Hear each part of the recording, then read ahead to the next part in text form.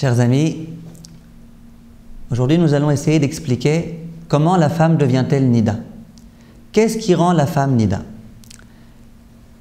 Avant de commencer à expliciter ces halachot, j'aimerais tout d'abord vous poser une question intrigante. Je sais qu'il y a de nombreuses femmes qui se la posent, quelquefois des maris, et on n'a jamais la réponse à cette question. J'aimerais, Bezrat Hashem, qu'on étudie bien ces halachot-là, et nous allons voir que nous allons arriver à la réponse. La réponse va être claire et limpide, Bezrat Hashem.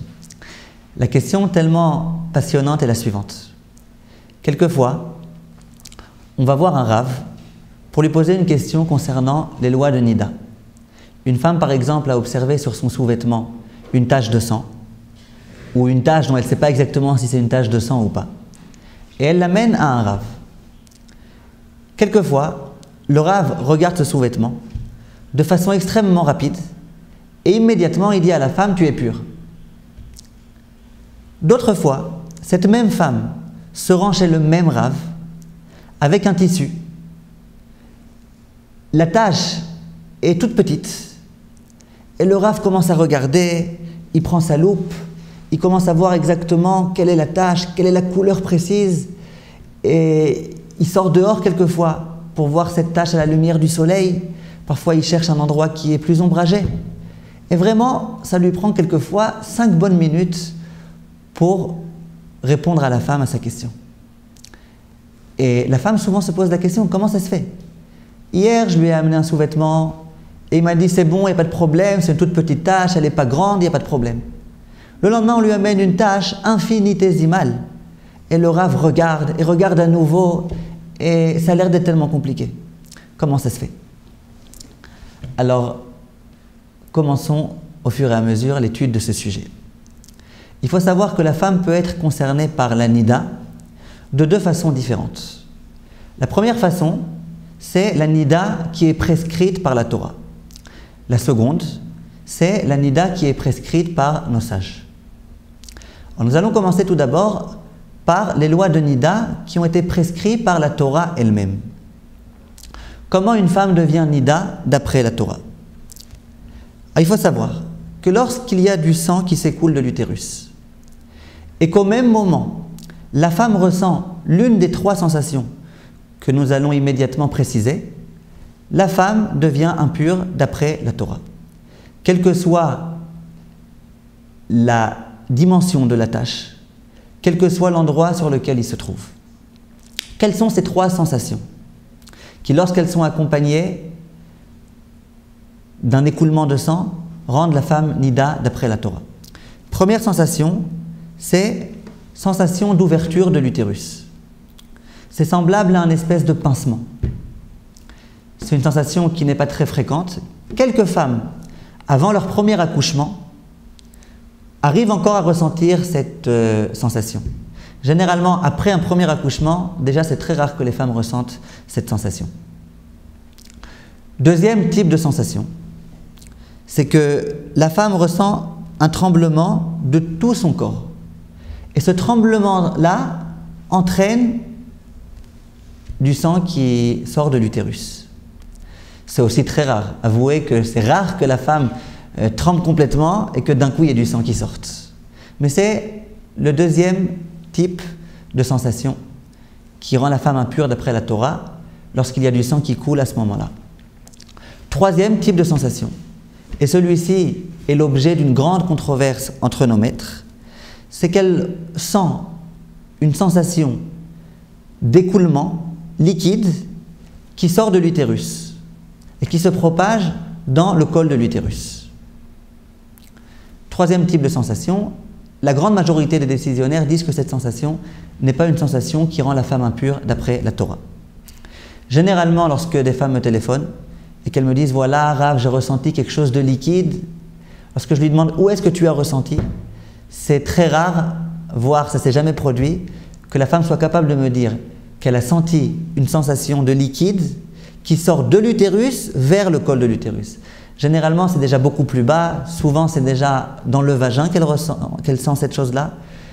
Et très souvent, c'est même dans sa culotte. Donc, il faut savoir que ce sont les 3 types de sensations. Je sais que vous allez vous poser la question. Qu'est-ce que ça change que la femme soit interdite d'après la Torah ou d'après nos maîtres? On va y répondre, Bezrat Hashem. Il faut savoir que, de nos jours, la grande majorité des femmes ne sentent plus du tout ces sensations-là. Ni la première, ni la seconde, ni la troisième. Simplement, nous avons l'obligation de les enseigner. Comme il peut arriver qu'il y ait des femmes qui sentent cette chose-là, nous sommes obligés de parler de ces halakhot-là. Donc, si on résume, lorsqu'il y a eu un écoulement de sang qui a été accompagné de l'une de ces 3 sensations, soit sensation de l'ouverture de l'utérus, soit sensation d'un grand tremblement du corps tout entier, soit, d'après certains décisionnaires, une sensation d'écoulement du col de l'utérus jusqu'au col de l'utérus. Dans ces cas-là, la femme est impure d'après la Torah.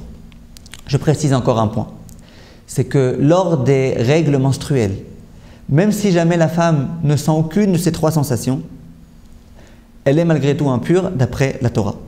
Donc une femme qui a eu ces règles et qui dit « mais j'ai pas senti que mon utérus s'est ouvert, j'ai pas tremblé », dans tous les cas, peu importe, on dit à cette femme-là « sache que tu es impure d'après la Torah ».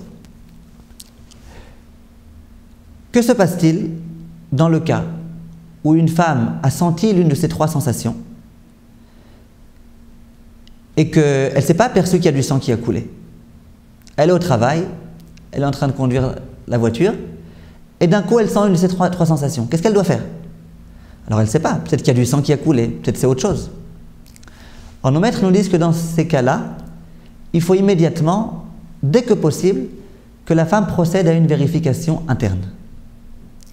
Quel va être le but?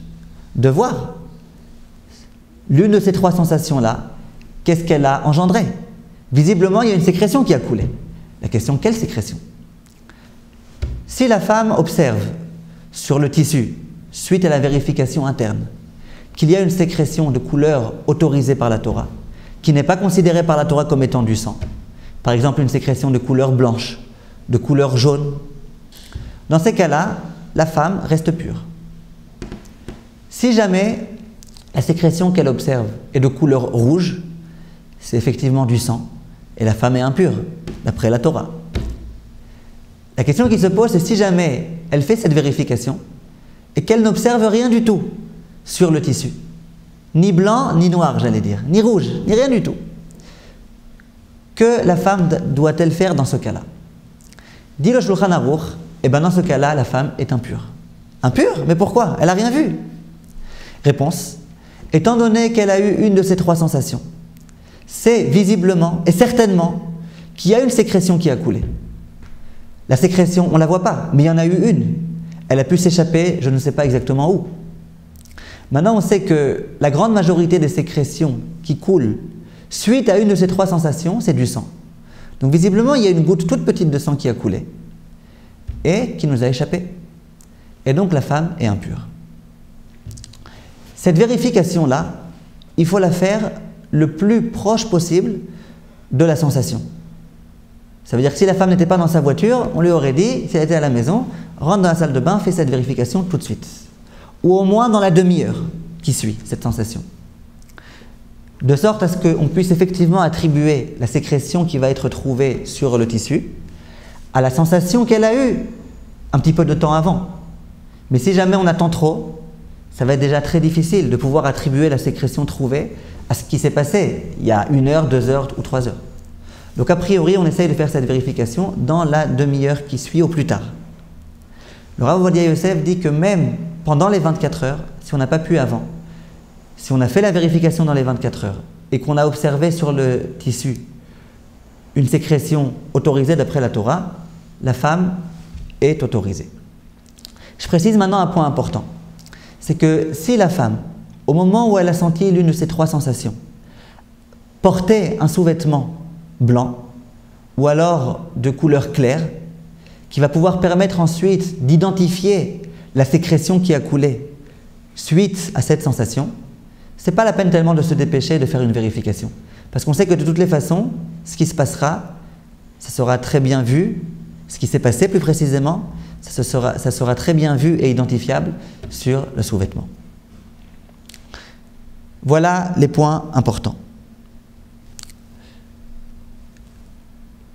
L'opinion du Rav Ovadia Yosef est que tout ce qu'on dit, que lorsqu'on fait une vérification suite à l'une de ces sensations et qu'on ne voit rien, que la femme est impure, c'est uniquement concernant le premier type de sensation, c'est-à-dire la sensation de l'ouverture du col de l'utérus.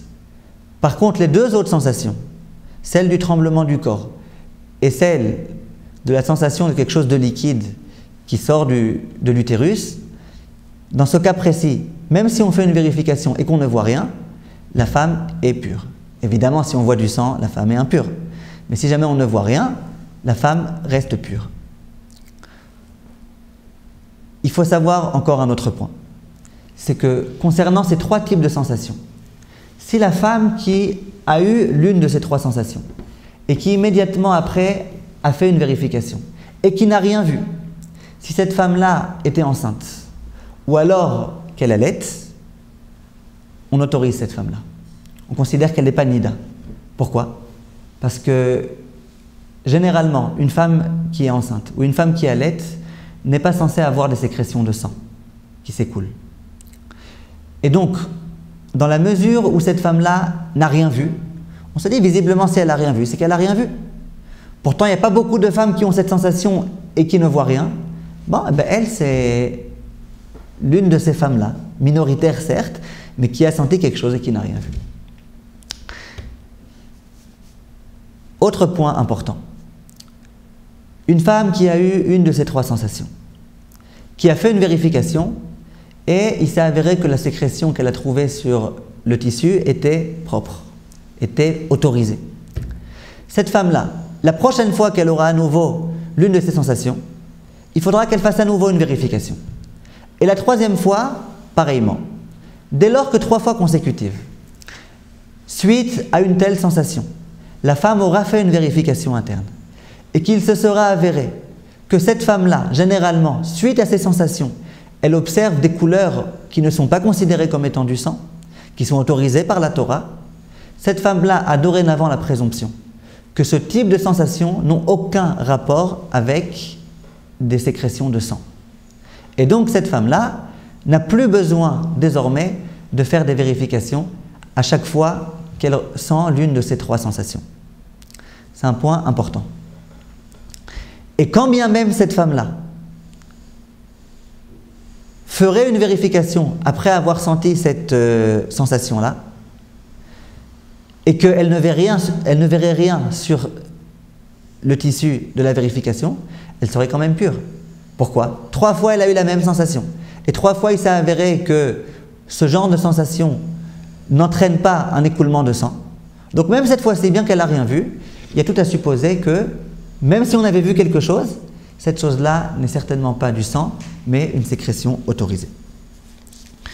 Tout ça, c'est les halachot de Nida qui sont prescrites par la Torah. Et je répète à nouveau, je sais que ces lois-là ne sont pas très fréquentes, mais il est malgré tout bon de les savoir. Et vous verrez par la suite qu'une bonne compréhension de ces choses-là va pouvoir nous aider. Nous allons à présent aborder les cas dans lesquels la femme devient Nida d'après nos sages. C'est-à-dire que d'après la Torah, la femme aurait dû être pure. Simplement, nos sages ont instauré un décret selon lequel la femme devient impure. Vous savez que, à nombreuses reprises, nos sages ont institué des dispositions. Le but était de préserver la rigoureuse observance des lois de la Torah. Et donc, dans certains cas, bien que d'après la Torah, une chose était permise, nos maîtres sont venus et ont mis des barrières pour nous empêcher, chas v'shalom, d'en arriver à enfreindre ce qui est écrit dans la Torah. D'après tout ce qu'on vient de voir à présent, si une femme a eu un écoulement de sang qui n'était pas accompagné de l'une des 3 sensations évoquées avant, la femme est pure, quelle que soit la taille de la tache. Nos maîtres sont venus et ont dit non. Si jamais on autorise cela, les gens vont en venir à autoriser davantage de choses. On ne peut pas. On ne peut pas. Il faut qu'on puisse interdire, rendre une femme nida, même si jamais elle n'a pas ressenti l'une de ces trois sensations. Simplement, pour que la femme soit nida, même sans avoir ressenti l'une de ces trois sensations, il va y avoir énormément de conditions sine qua non qui doivent être toutes réunies. Il y en a 6. On va essayer de les expliciter l'une après l'autre. Il y en a 6. S'il manque l'une de ces conditions, la femme n'est pas nida. Donc je répète, lorsque la femme n'a pas ressenti l'une des trois sensations et qu'elle a eu un écoulement de sang, dans certains cas, nos maîtres ont dit que la femme était malgré tout impure, nida. Dans quel cas? Dans le cas où il y a 6 conditions. Alors nous allons essayer de les aborder les unes après les autres et d'expliquer le sens de ces raisons. Le premier facteur, c'est de savoir quelle est la couleur de la tache. Et ça, c'est évident. La Torah considère qu'une femme devient nida dans la mesure où il y a eu un écoulement de sang. Si jamais il n'y a pas eu d'écoulement de sang, mais qu'il y a eu une autre sécrétion, ça ne rend pas la femme impure. Qu'est-ce que le sang? Le sang, c'est une couleur, une sécrétion rouge. De nos jours, on ne sait plus très bien quelle espèce de rouge est autorisée et quel type de rouge est interdit. Alors qu'à l'époque de la Torah, il y avait des rouges qui étaient autorisés et des rouges qui étaient interdits. Il pouvait y avoir une femme qui voyait une sécrétion rouge et qui était malgré tout pas nida. De nos jours, étant donné qu'on ne sait plus très bien différencier ces espèces de couleurs, Chachamim nous ont dit que dès lors qu'une femme observe un écoulement de sang d'une couleur qui est rouge ou qui tend même vers le rouge, comme le rose par exemple, comme le bordeaux par exemple, la femme devient impure. Et pareillement, si jamais elle observe une sécrétion noire, d'après certains décisionnaires tendant vers le noir aussi, la femme est nida. On considère que le noir, c'est en fait du sang rouge qui a coagulé. C'est la raison pour laquelle le noir est aussi considéré par la Torah de nos jours comme étant du sang. Si la tache est une tache jaune, et une tache verte, et une tache marron clair, ces taches-là ne sont pas des taches qui sont considérées par la Torah comme appartenant à la famille des sangs. Et donc, la première condition pour que lorsqu'une femme voit une tache, qu'elle soit impure, qu'elle soit nida, c'est que la tache soit d'une couleur rouge ou tendant vers le rouge ou alors noire. Cette condition, à vrai dire, elle concerne aussi l'impureté prescrite par la Torah. C'est-à-dire que si une femme a eu une de ces trois sensations et qu'ensuite elle a vu une sécrétion jaune, bien qu'il y a eu une sensation, la femme est autorisée. Donc, première chose, il faut que la tache soit d'une couleur qui puisse appartenir à du sang. Et là, je précise déjà qu'il y a tout d'abord des personnes qui sont daltoniennes et qui n'arrivent pas à définir la couleur de ce qu'elles ont vu. Mais même une personne qui sait voir, quelquefois il y a du marron, on a l'impression que c'est marron alors qu'en fait c'est rouge.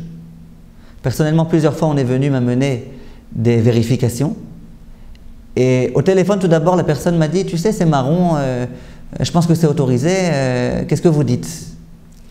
Je lui ai dit « bon, il faut que me l'amener ».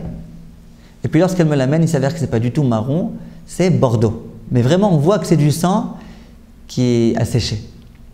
Donc il faut savoir que Baruch Hashem, nous avons des rabbanim et c'est aux rabbanim qu'il faut venir montrer ces vérifications-là. Si on est sûr qu'elle est jaune, si on est sûr qu'elle est blanche, si on est sûr qu'il n'y a aucun problème, ce n'est pas la peine d'avoir recours au Rav. Mais dans la mesure où on ne sait pas très bien, on voit que c'est un petit peu tendant vers le rose, on ne sait pas si c'est vraiment rose ou un petit peu moins. Parfois on voit une couleur orange, on ne sait pas très bien quelle est l'origine de cette couleur. Dans tous ces cas-là, il faut aller voir un moré Hora'a, un Rav qui est spécialiste dans ce domaine et qui pourra dire et déterminer la couleur exacte de ce sang. Et dans certains cas, alors que la femme est persuadée qu'elle est impure, en fait elle est pure. Parce que ce n'était pas du tout du rouge, c'était un marron qui est tout à fait autorisé par la Torah. Donc, premièrement, couleur de la tache. Deuxièmement, quelle est la taille de la tache? Nos maîtres nous ont dit que pour qu'une tache rende la femme impure, il faut que cette tache-là soit d'une certaine dimension minimale. Quelle est cette dimension? Si jamais la tache est sous forme d'un disque, on considère que la tache rend impure si jamais son diamètre est d'environ entre 18 et 20 mm, d'après nos sages. C'est-à-dire que si une femme voit une tache qui est ronde et que le diamètre est de 15 mm par exemple, la femme reste pure.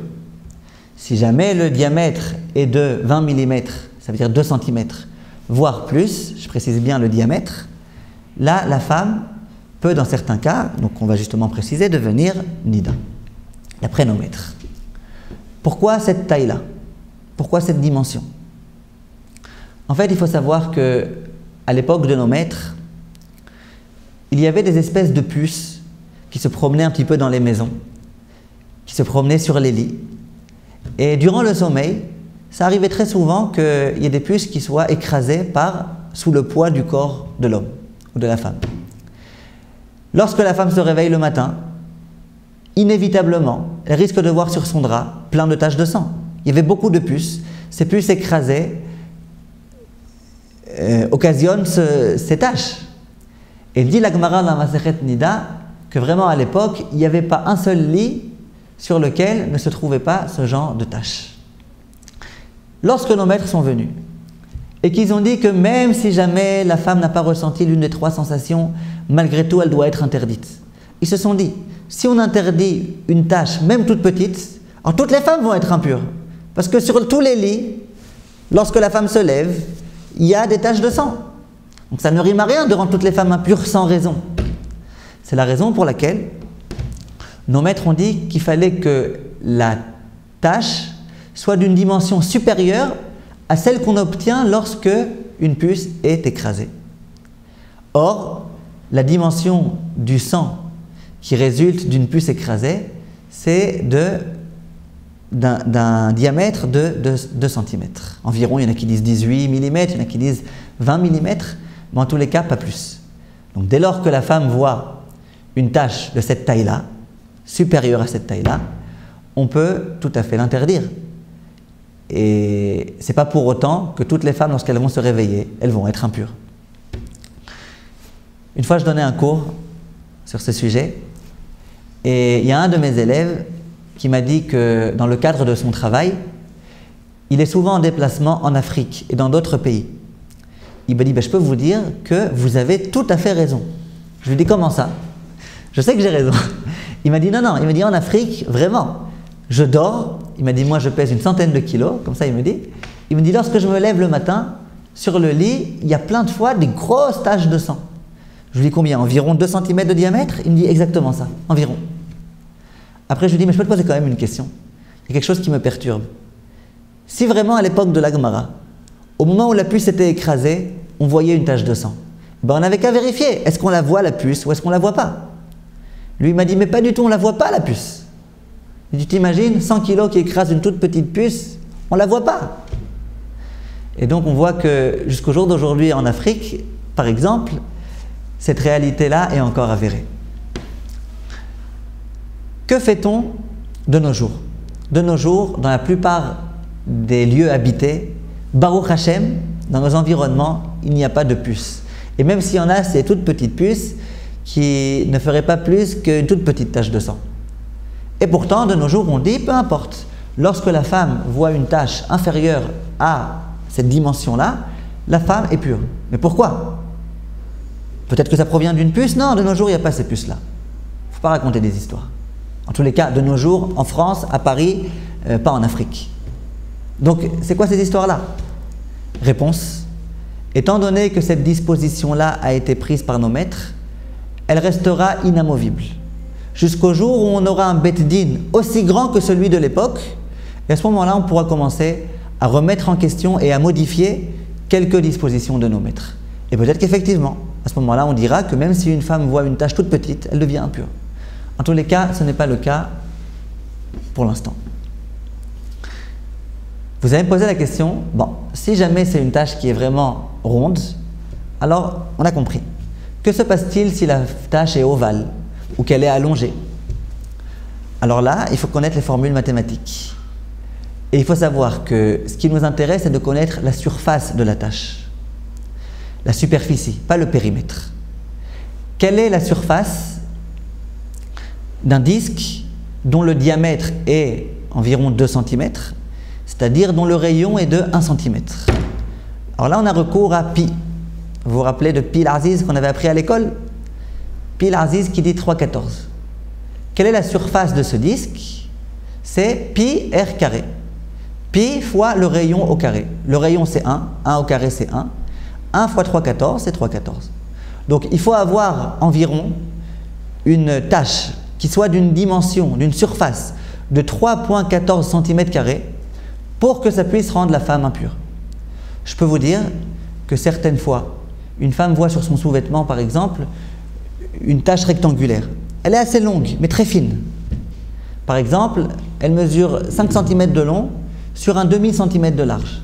Et la femme immédiatement se dit « Ouais, ça y est, je suis devenue nida, ça y est, j'ai une super grosse tache, vraiment supérieure à un gris, supérieure à cette fameuse taille là dont je vous ai parlé. C'est pas possible, je suis nida, etc. » Quelquefois, le mari a l'intelligence de lui dire « Mais une seconde, va la montrer à un rave. Prends une règle et commence à vérifier. » Et effectivement, il s'avère que la femme est pure. Pourquoi? Comment on calcule la surface d'un rectangle? Longueur fois largeur. Longueur 5 cm, largeur 1 demi-centimètre, on arrive à 2,5 cm². Donc on est encore loin du compte. La femme est pure. Donc toutes ces choses-là, il faut bien les connaître. Et la femme ne deviendra jamais impure, nida, d'après nos maîtres, c'est-à-dire lorsqu'il n'y a pas eu l'une des 3 sensations, tant que la tache n'est pas supérieure à cette dimension qu'on vient de déterminer. Donc ça, c'est la deuxième condition. Donc deuxième condition, il faut que la tache soit suffisamment grande. Troisième condition, pour que la femme devienne impure d'après nos sages, c'est quelle est la couleur du support sur laquelle se trouve la tache. Et là, nos maîtres nous disent que pour qu'une tache rende la femme nida, il faut nécessairement qu'elle se trouve sur un sous-vêtement ou un tissu de couleur blanche. C'est-à-dire que si le tissu sur lequel se trouve la tache est coloré, la femme est pure. Quelle en est la raison? C'est qu'en fait, comme on l'a dit au tout début, pour que la femme soit nida, il faut que la tache soit de couleur rouge. Comment on peut réussir à déterminer la couleur d'une tache si jamais cette tache se trouve sur un support coloré? La couleur du support risque de modifier la couleur de la tache, risque de l'atténuer. Donc lorsque la tache se trouve sur un support blanc, on peut réussir de façon sûre à dire il y a une tache de sang qui mesure plus que la dimension qu'on a précisée il y a quelques secondes, et donc la femme est impure. Mais si la tache se trouve sur un support de couleur, dans ce cas précis, étant donné qu'on n'est pas capable de déterminer de façon précise la couleur exacte de la tache, la femme reste pure. Alors là, vous allez me dire que quelquefois, la culotte, par exemple, est d'une couleur très claire, de sorte à ce qu'on puisse réussir à reconnaître la couleur de la tache. Imaginez que le sous-vêtement soit de couleur vert clair et que dessus, il y a une tache rouge, mais alors vraiment rouge. C'est clair qu'on arrive à voir que la tache est rouge. Et le support n'atténue en rien la vivacité du rouge qui se trouve sur le sous-vêtement. Malgré tout, la plupart de nos grands décisionnaires disent que la femme reste pure. Quelle en est la raison? C'est que dès lors que nos maîtres ont exclu de cette espèce de nida une tache trouvée sur un support de couleur, peu importe quelle est la couleur, peu importe si elle est foncée ou claire, dans tous les cas, une tache trouvée sur ce support ne rend pas la femme nida. Donc, troisième condition, c'est la couleur du support. D'ailleurs, nos maîtres nous donnent, j'allais dire, un conseil d'amis. Et ils conseillent et recommandent vivement à chaque femme qu'elle ait sans arrêt sur elle des sous-vêtements de couleur. Nos maîtres tiennent à ce que la femme soit pure le plus de temps possible. Ils n'ont rien à gagner à ce que la femme devienne impure. Et donc ils disent, en dehors de certaines périodes, comme les 7 jours de propreté, qu'on évoquera plus tard, où là effectivement nos maîtres recommandent à la femme de porter des sous-vêtements blancs, mais tout le reste du temps, que la femme ne porte que des sous-vêtements de couleur. Comme ça, même si on voit une tache dessus, et même si la tache est grande, malgré tout, on pourra l'autoriser. Et je peux vous assurer que c'est arrivé très souvent, que des femmes viennent le lendemain de leur immersion rituelle, et qu'elles m'amènent un sous-vêtement de couleur avec une grosse tache rouge dessus. Je leur dis vraiment, vous avez de la chance d'avoir écouté ce conseil de nos maîtres.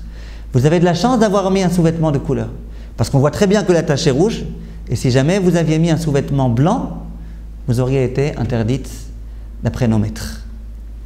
Donc ça, c'est le 3e point.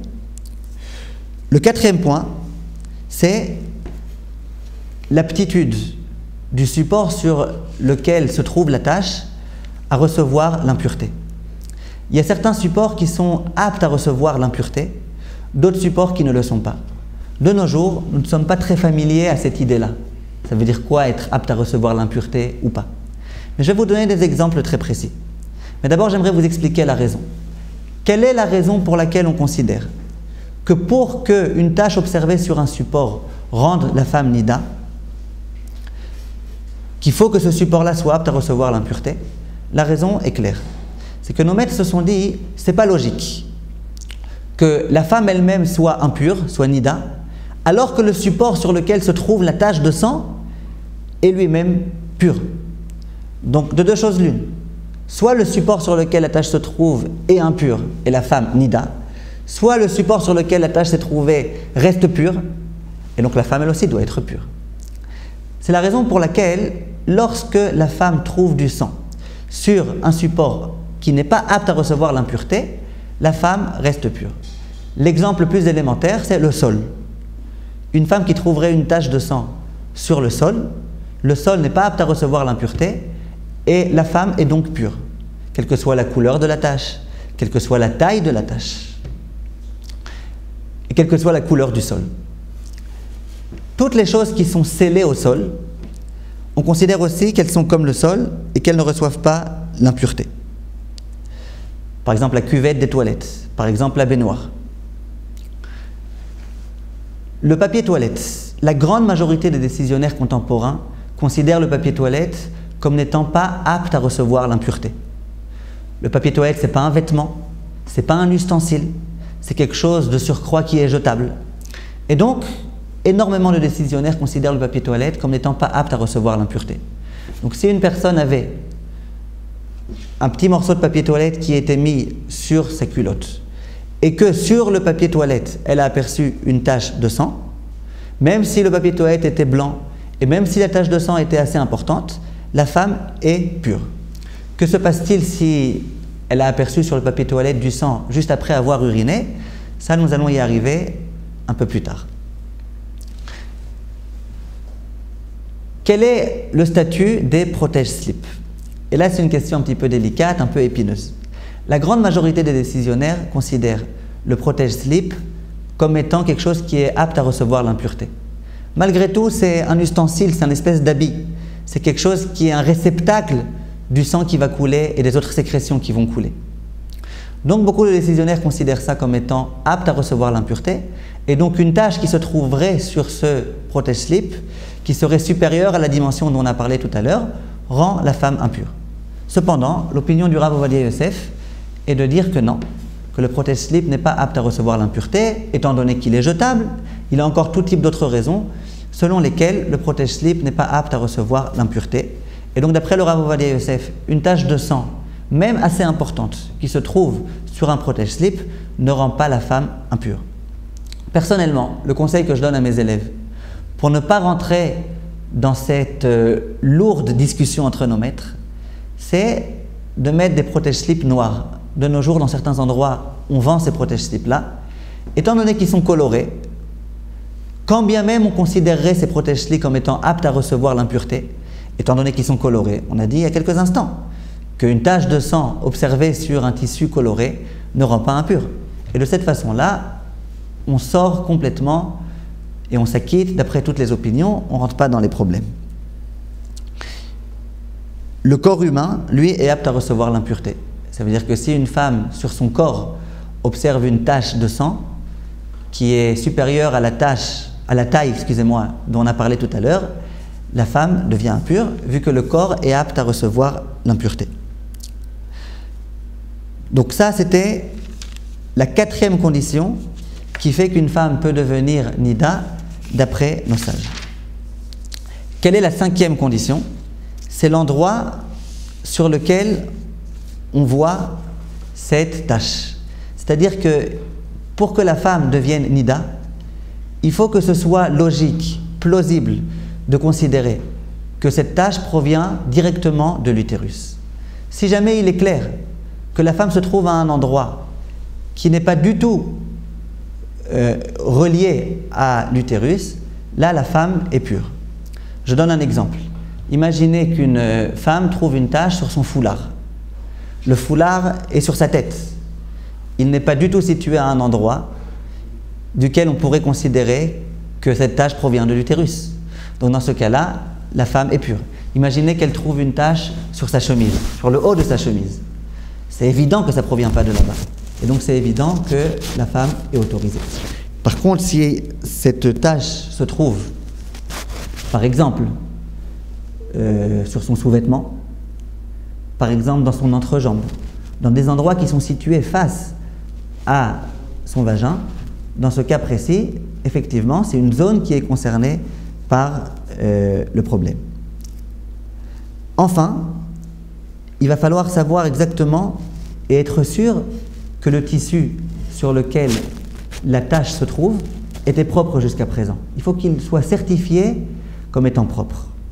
Si par exemple une femme porte un vêtement qu'elle portait déjà au moment où elle avait ses règles dernièrement, c'est clair que ce vêtement-là peut être taché. Pourquoi? Parce qu'elle le portait lorsqu'elle était déjà indisposée auparavant. Si elle remet ce vêtement maintenant et qu'elle voit dessus une tache, eh bien on peut attribuer cette tache aux règles qu'elle avait eues précédemment. Si par contre on sait que ce vêtement a été lavé, qu'il est propre et impeccable, et qu'elle le met, et que maintenant elle trouve une tache, alors là, effectivement, il y a tout à supposer que cette tache a été, s'est écoulée à ce moment-là précis. Ensuite, il faut connaître un autre principe. C'est qu'on relie la tache à toute cause éventuelle et envisageable. Je vais vous donner un exemple. Si une femme présente une plaie dans son vagin, une plaie qui saigne, et que cette femme-là trouve sur son sous-vêtement une tache de sang, eh bien, il est tout à fait plausible, envisageable, éventuel, que la tache qui se trouve sur le sous-vêtement provienne de la plaie qu'a cette femme. Et donc, on peut l'autoriser. Il faut évidemment qu'on puisse attribuer ça, ça veut dire que ce soit plausible. Si la femme trouve vraiment une flaque et qu'elle a une toute petite plaie, on ne peut pas attribuer ces deux choses l'une à l'autre. Dans tous les cas, il y a eu par exemple une fois un homme qui m'a téléphoné, il m'a dit voilà, sur notre lit, on a trouvé une tache de sang. Le drap était blanc, la tache était supérieure à un gris, ça veut dire à cette dimension, à un disque de 2 cm carré. Et donc évidemment, elle était censée être impure. Un drap, ça reçoit l'impureté.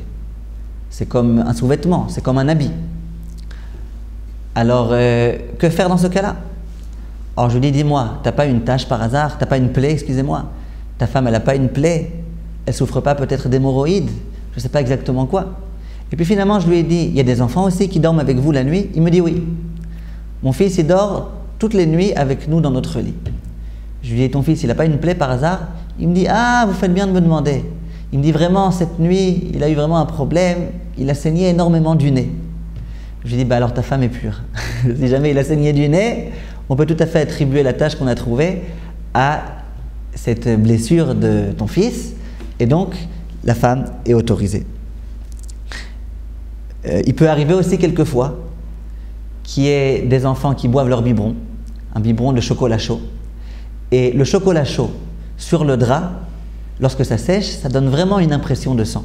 Vous pouvez essayer si vous voulez. Ça arrive quelquefois que des personnes viennent avec un drap et je vois très bien que ce n'est pas du sang. C'est rose, ça tend vers le rouge, sans aucun doute, mais ce n'est pas du sang. Simplement, moi, si ça tend vers le rouge, on interdit. Souvent, je leur demande, t'as ton enfant qui a bu son chocolat chaud dans ce lit? Il me dit oui. Je lui dis, c'est bon, ta femme est pure. C'est-à-dire qu'il faut essayer de pouvoir attribuer les tâches à des raisons possibles. Lorsqu'on a réussi à le faire, la femme reste pure. Si la femme, par exemple, a une infection urinaire et qu'elle voit du sang sur son sous-vêtement, elle est pure. Si elle a des hémorroïdes qui saignent et qu'elle trouve une tache sur son sous-vêtement, elle reste pure. Je vais vous raconter une histoire. Une fois, il y a un Talmid Chacham qui est venu me voir et il avait dans ses mains un protège-slip. Dessus, il y avait 2 taches de sang. Chaque tache mesurait moins que la dimension dont on a parlé tout à l'heure, c'est-à-dire un disque de 2 cm.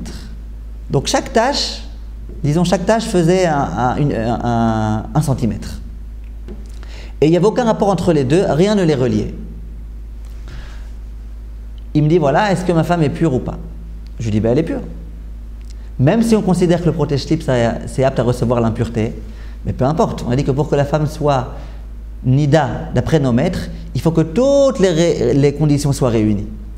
Dans la mesure où ces 2 petites taches qui ne sont pas reliées, et chaque tache fait moins qu'un disque d'un diamètre de 2 cm, la femme est pure. Donc je lui ai dit, ne t'inquiète pas, ta femme est pure.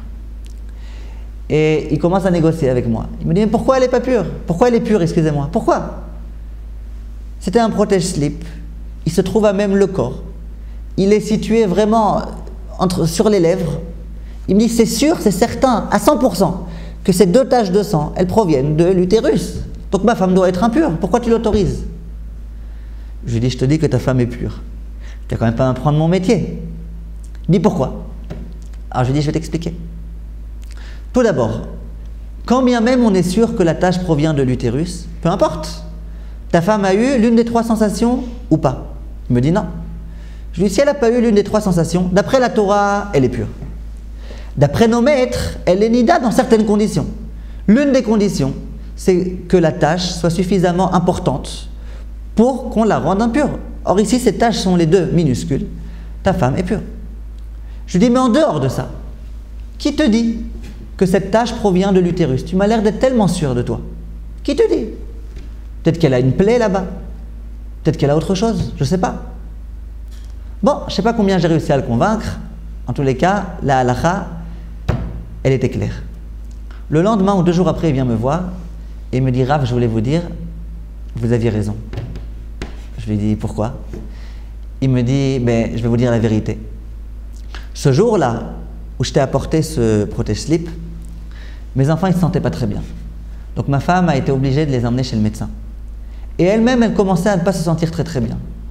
Donc elle en a profité, elle a demandé au médecin de bien vouloir vérifier ce qui se passe. Le médecin lui a fait un examen des urines. Elle a fait un examen et il s'est avéré qu'elle a une infection urinaire et que dans les urines, il y a du sang. Il me dit, Rav, vous aviez raison.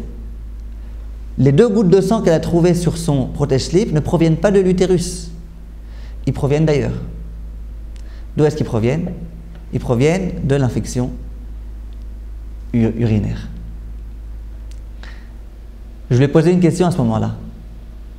Je lui ai dit, mais dis-moi, ça c'était le premier jour, la première fois au moment où il est venu m'amener ce protège-slip, je lui ai dit, mais dis-moi un truc. J'espère que ta femme, après avoir vu ces 2 taches de sang, n'a pas procédé à une vérification interne. Il me dit si. Je lui dis, alors Khalet, c'est sûr qu'elle a vu du sang sur la vérification interne. Il me dit, mais non, pas du tout. Je lui dis, bah, elle a eu de la chance, hein, parce que dans la plupart des cas, lorsqu'une femme voit un kétem, une tache, et que juste après elle fait une vérification interne, sur le tissu on voit du sang. Je lui dis, bah, elle a eu de la chance. Et en fait, rétroactivement, il s'est avéré que la raison pour laquelle elle n'a pas vu de sang sur le tissu avec lequel elle a fait la vérification, c'est parce que ça ne provenait pas du tout de là-bas, ça provenait des urines. Donc ça, c'est aussi un principe important à connaître, que dans la mesure où on comprend, où on sait que le sang ne provient pas directement de l'utérus, mais qui provient d'ailleurs, on peut autoriser la femme. Évidemment, dans chaque cas, il est conseillé et recommandé de consulter un rave et de lui exposer toutes les choses. Et là, je vous demande vraiment, mesdames, messieurs, lorsque vous allez voir un rave, que vous lui amenez un tissu, un sous-vêtement, un vêtement sur lequel il y a une tache de sang, essayez de lui exposer le maximum d'informations. Si ce jour-là, vous avez cuisiné de la sauce tomate, si ce jour-là, vous avez une plaie, si vous saignez du nez, si vous avez un problème, si ce vêtement, par exemple, a été par terre pendant certaines minutes, toutes les choses que vous pouvez apporter au rave comme information pourront l'aider à faire en sorte que vous soyez pur. Donc ça, c'est important. Je précise encore un point important. Imaginez que la femme, lorsqu'elle se réveille, trouve sur son drap une tache de sang et que la femme dort avec un sous-vêtement et que sur le sous-vêtement, elle n'a rien trouvé du tout. Elle avait un sous-vêtement de couleur claire, un sous-vêtement blanc par exemple. Le sous-vêtement est vraiment tout propre, plus blanc que blanc.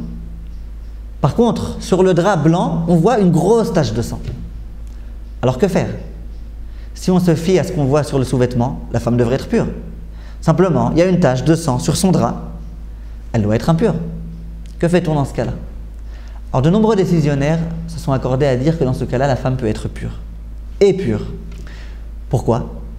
Parce que c'est pas possible, c'est impensable qu'il y ait du sang qui est coulé du vagin et qui arrive sur le drap sans que c'est passé sur la culotte, à moins que la culotte soit imperméable. Mais ce n'est pas le cas en général. Donc visiblement, la tache vient d'ailleurs. D'où? J'en sais rien. Peu importe. Mais visiblement, elle vient d'ailleurs. Et donc dans ce cas-là, mais à nouveau, si la culotte était d'une part pas imperméable et d'autre part de couleur suffisamment claire pour être sûr que dessus, il n'y a aucune tache de sang qui a coulé, dans ces cas-là, la femme reste pure. Je précise encore un point important, c'est que quelquefois, il y a des très grosses taches. Ce n'est pas simplement que c'est des taches qui sont un petit peu plus grosses qu'un gris, que 2 cm², que 3,14 cm², c'est des taches beaucoup plus grandes. Dans ces cas-là, si on se fie au principe qu'on a dit jusqu'à présent, dès lors qu'on trouve la tache, par exemple sur un sous-vêtement de couleur, on devrait autoriser. Mais là, nos maîtres malgré tout font très attention. Et ils se disent, si c'est une tache vraiment super grande, on ne peut pas se permettre d'autoriser. Peut-être que c'est vraiment des règles. Et pour tout type de raison, nos maîtres ici préfèrent ne pas autoriser. Donc dans le cas où c'est une tache qui est un petit peu plus grande que 3,14 cm², si le sous-vêtement par exemple était de couleur, ou si jamais c'est trouvé sur une chose qui n'est pas apte à recevoir l'impureté, on peut autoriser. Si jamais c'est vraiment très grand, de surcroît si ça s'est produit plusieurs fois dans la même journée, dans ce cas-là, il faut immédiatement téléphoner à son rave et lui demander quoi faire. Dans certains cas, la femme est impure. Voilà. Si on veut aussi juste préciser un dernier point, il y a une mesure de précaution malgré tout à prendre. C'est que quelquefois, une tache qu'on trouve, ça vient annoncer des règles imminentes. Ça veut dire que c'est un début de règle. Imaginez qu'une femme ait trouvé une tache d'une dimension de plus que 3,14 cm², mais qu'elle se trouvait sur un sous-vêtement de couleur.